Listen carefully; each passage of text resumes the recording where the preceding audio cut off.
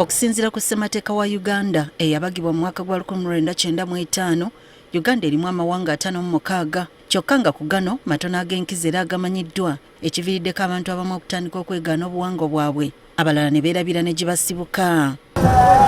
Newankubadde tebalina nsibuko mu Uganda, ab'eggwanga ly'abakuku be bamu ku bantu abatandise okusaanirawo ddala olw'obutono bwabwe, so ng'era beemansizza ebitundu by'eggwanga eby'enjawulo.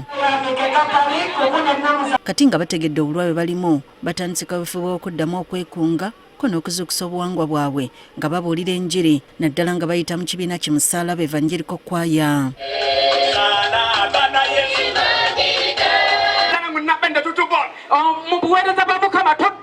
Bagamba nti baagala kubunyisa olulimi olukuku naddala mu baana abato ko n'okuddamu okujjukiza abaali batandise okulwekweka.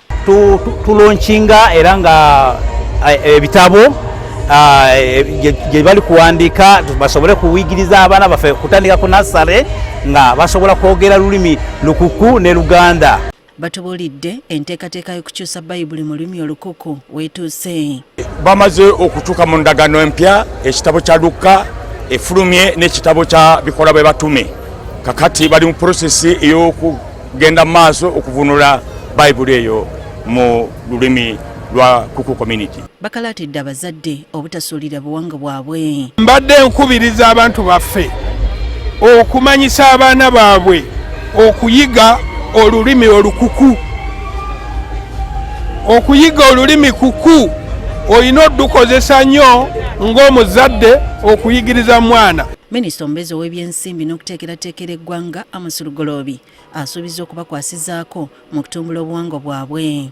Uganda nga bwe mugimanyi secular society ekkiriza amadiini gonna okubeerawo, ekkiriza amawanga gonna okutambula obulungi, ate ekirungi ku community yemu ku community eziri mu constitution ya Uganda.